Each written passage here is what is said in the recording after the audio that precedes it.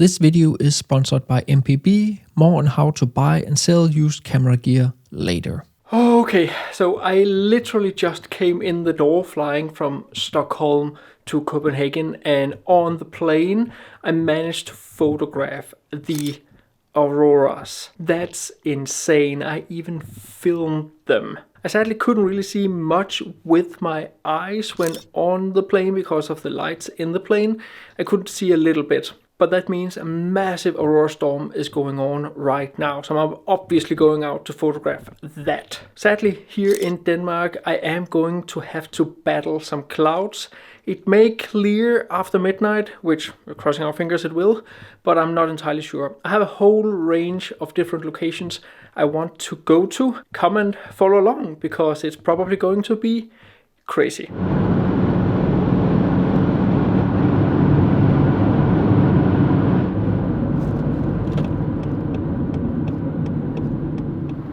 There's no doubt there's a lot of activity, but those clouds are so annoying.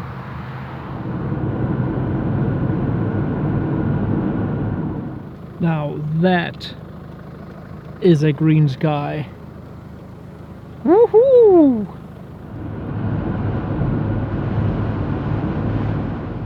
Alright, so let's see here.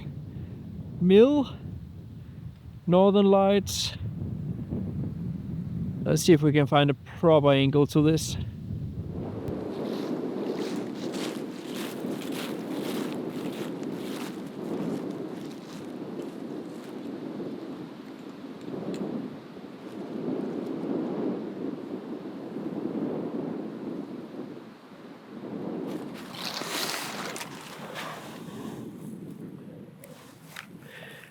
It is unbelievable that I'm photographing the northern lights towards east, southeast in Denmark. Okay, arguably a lot of the activity is actually behind me here towards north, but it's like red towards east, which looks beautiful. Waiting for a little bit of like streaks to pop up. Right now I have a 14mm on my A7R5. My A7R3 is just like over there, photographing in a slightly other angle towards the mill, and I've simply just put it on time-lapse. Settings wise, I'm using more or less the same settings on either camera because both lenses are open to f1.8. One is 20mm, this one is 14mm, and then I'm shooting at around or between ISO 3200 and 6400. And having a shutter speed between 4 and 8 seconds. So that's all the technical. Compositionally, the good thing about... it's actually becoming more and more active behind me here. The good thing about this mill is that I can move somewhat around it. I do have a big tree in the way, and the front of the mill is facing more or less due west. So I have to shoot towards east so I can actually photograph the front of the mill. I prefer that. I will probably also photograph it from the back side, but if I do have a perceivable front of whatever subject it is I'm photographing, I generally prefer to photograph that from the front. But honestly, I want to get back to photography because this is ridiculous. I cannot believe this is Denmark. What? Okay, oh my god, I cannot believe I actually see this. Whew. I'm laying down on the ground right now, pointing my camera straight up into the night sky. The auroras are straight above my head, glowing. Look at that. In Denmark. What? And see out there? That's my camera back. Oh my god. And I just have my cameras here clicking away up towards the mill. I have the other camera right there, right in front of the mill, shooting more straight up with the 14mm. This here is unbelievable. Aurora rain. Wow.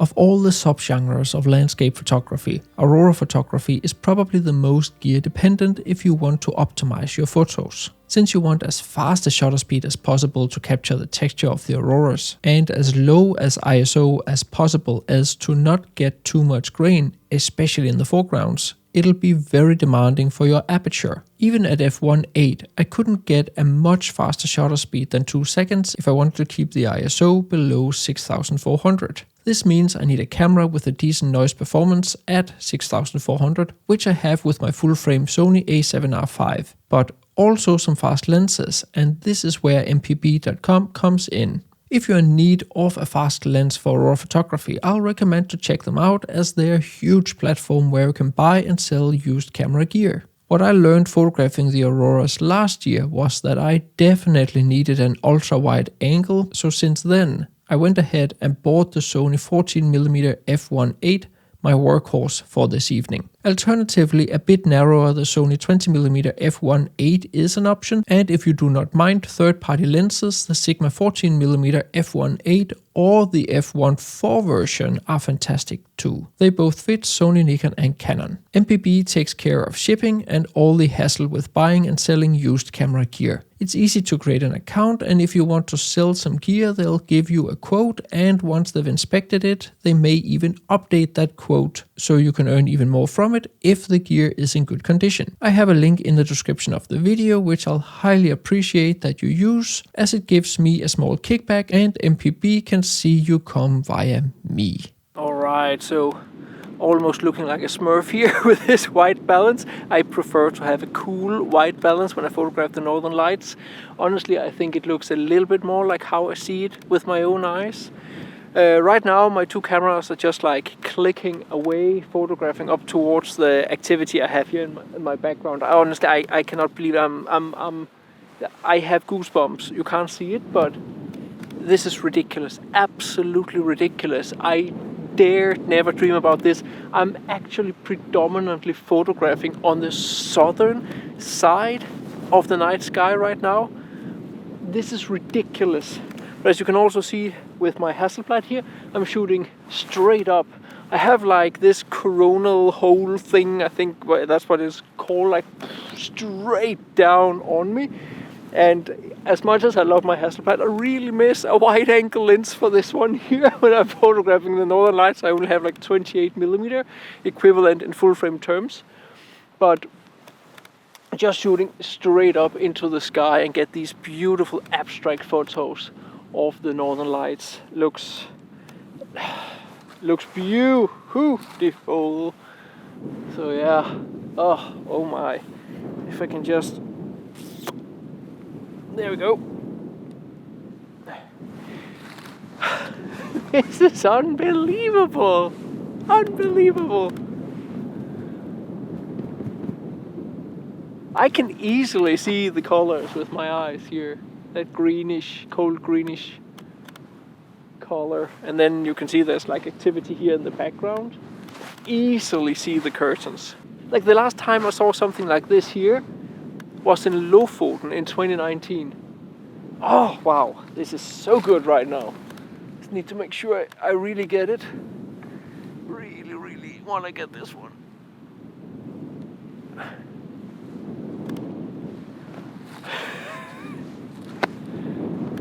Wow, wow, wow. Wow.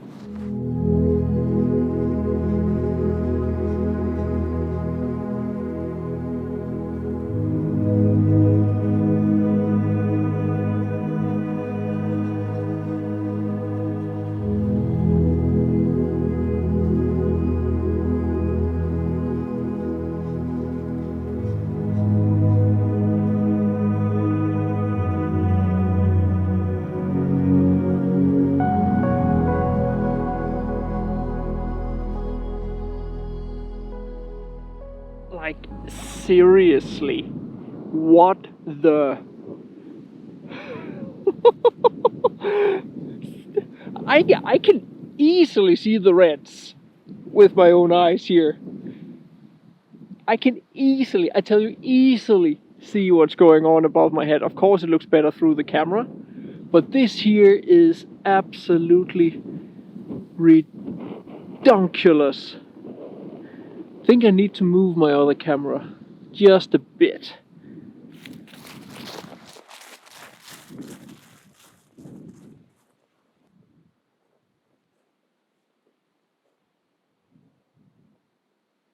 I can honestly say that yes, I don't have enough cameras for this. I should have brought my A7C II. Oh my, just... look at that! Look at those colors! Unbelievable! What? So here's my Hasselblad 28mm in this direction, capturing all those colors. Just not the best angle though. But that is right there where the northern lights just go bananas.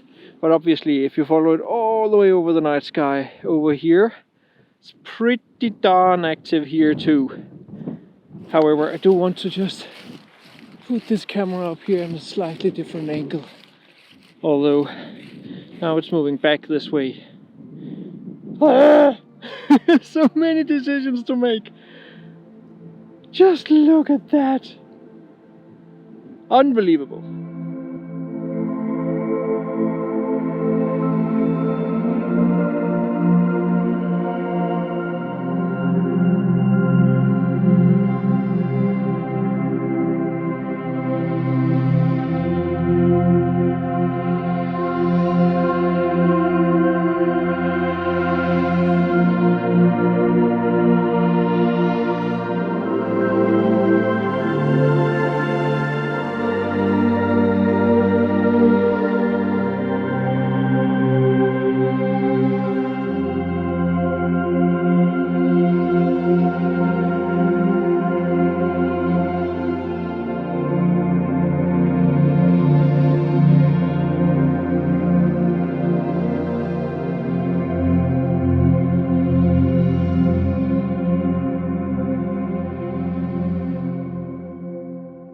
I got so many fantastic photos at this mill, but my favorites are definitely those I captured from the front. The composition just works much better. If you struggle with composition and want to learn much more, be sure to get my ebook. Here I cover all the compositional tools I use in the field. With minimal text and loads of examples, it's easy to read and you can get to the point fast. And if you enjoy the first one, you can always go ahead and get the second, where I cover even more compositional tools. There are links to the full versions and the free light versions down in the description of the video. Okay, so it seems right now that there will be a tiny break in the activity in the northern lights, even though it's still like red and green in the sky.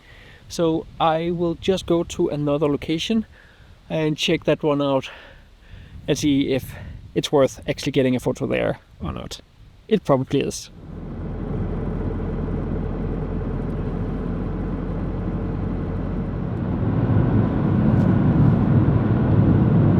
So I've just stopped by at another lone tree I completely randomly drove past. I didn't even know that this one existed. So I obviously just jumped out the car and headed out into the field here. The good thing about most of the fields around here is that they have been harvested, so it's not a problem walking into them. You don't destroy any crops there. So I have a lot of like flexibility in regard to moving around right now. Wow.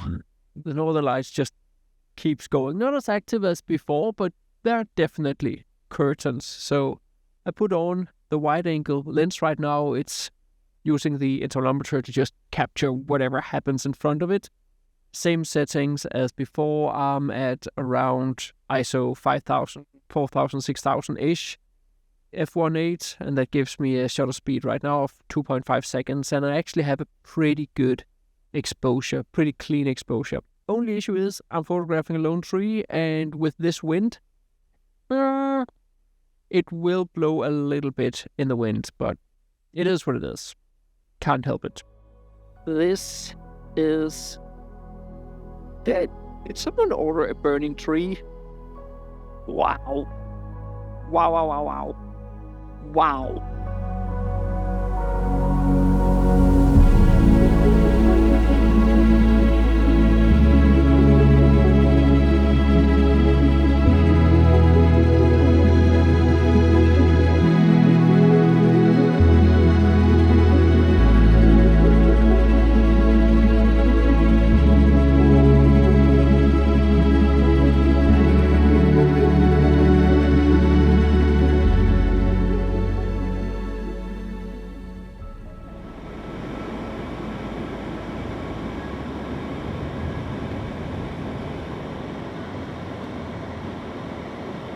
So I admittedly don't think a whole lot on this specific scene right here. It's one of those I had found from home by just scouting Google Maps and Google Street View.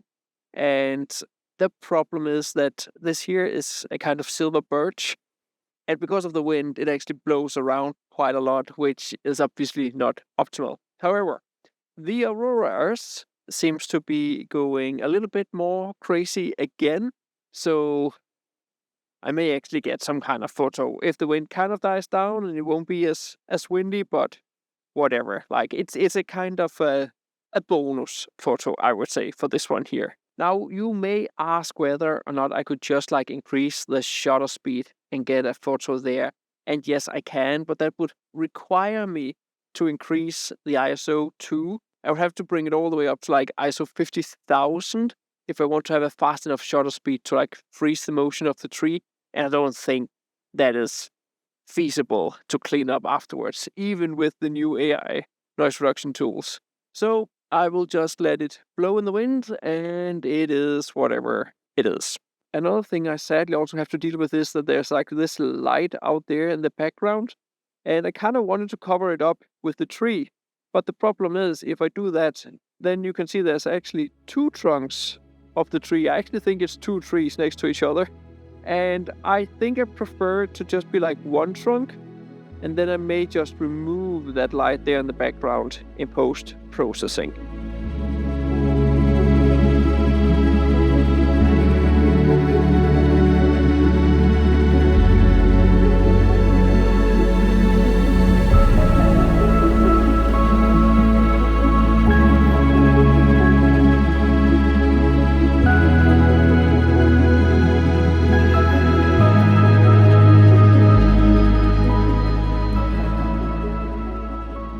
Many of the photos I show in this video are individual frames taken from a time-lapse. Photographing like that, I make sure I capture all the activity for a single photo, yet I also get some great time-lapses. On top of that, because I do not move the camera, I can actually just stack the individual photos to reduce the noise for a clean foreground. Doing this will also smudge out the northern lights, so I just blend in my favorite single frame of the northern lights for the sky. To clean up the sky photo, I just use regular noise reduction. And if you want to learn much more about how I edit my photos, be sure to enroll in my huge 30+ videos and 20 hours post-processing course. In this course, I cover everything I know about post-processing landscape photos. Everything from cleaning your photos, reducing noise, adding sharpness, focus stacking, blending and working with luminosity masks, advanced blending, sky replacement if you are into something like that, how to edit black and white photos, edit autumn photos, edit forest photos, and so on and so forth. There is a link and a coupon code to save $45 down in the description of the video. And here we go again, on to the next spot.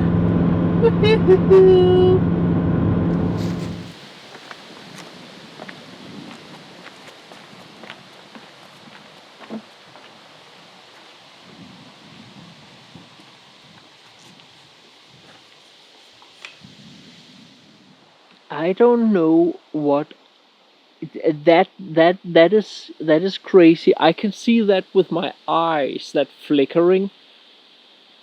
That is absolutely fascinating. Wow.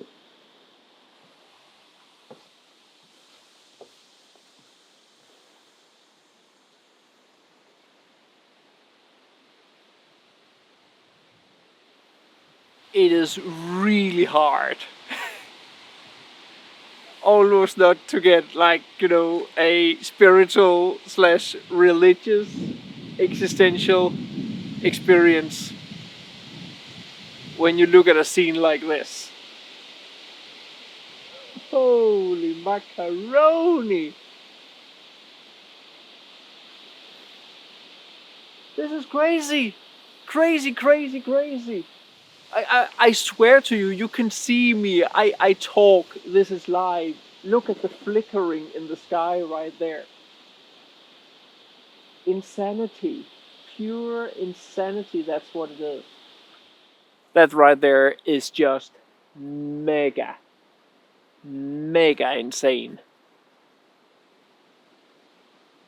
So while this guy is going bonkers here behind me, a few short words about my composition. So I randomly found that there was like a pier in a lake here. I've never been here before. Walking here in the middle of the night, stormy night, is a little freaky, but it's okay.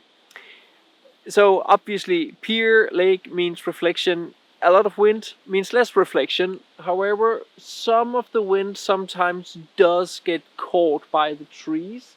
So I will get some kind of reflection. Not a strong reflection, but some kind. There are a couple of boats here at the very end of this small jetty or pier. And I simply just placed the camera so that the reflection of the northern lights also lights up the part of the water where the two boats are, so the boats stand out a little bit more. My biggest issue, you can see behind me here, there are some reeds.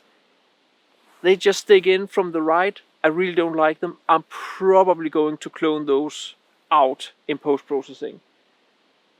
But besides that, I'm just standing here enjoying the show. Madness. Absolute madness.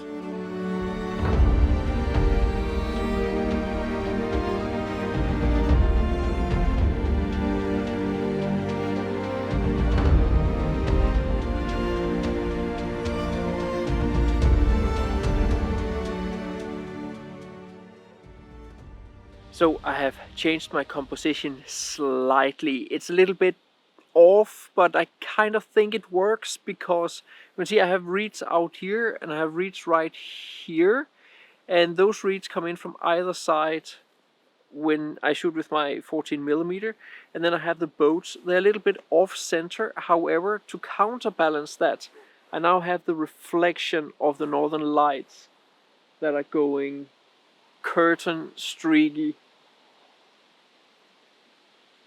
Oh my god.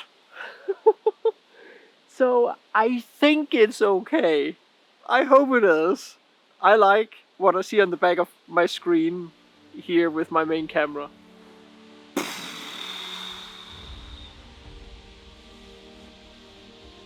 What a night.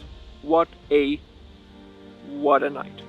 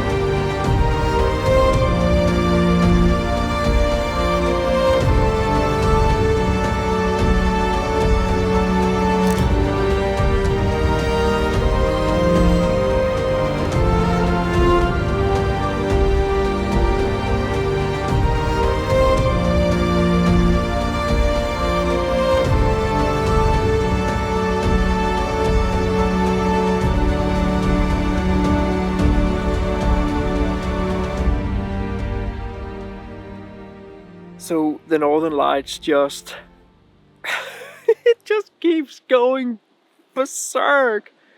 It's crazy. I don't want to go home. It's 5 in the morning and I've just been at it for like 6 hours now or so.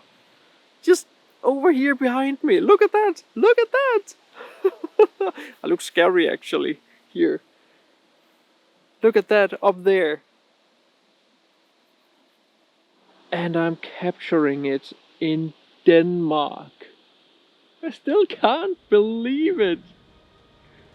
Oh, this is going to be such a nice reflection shot right here. I still cannot believe it. Oh, I'm so happy. Phenomenal.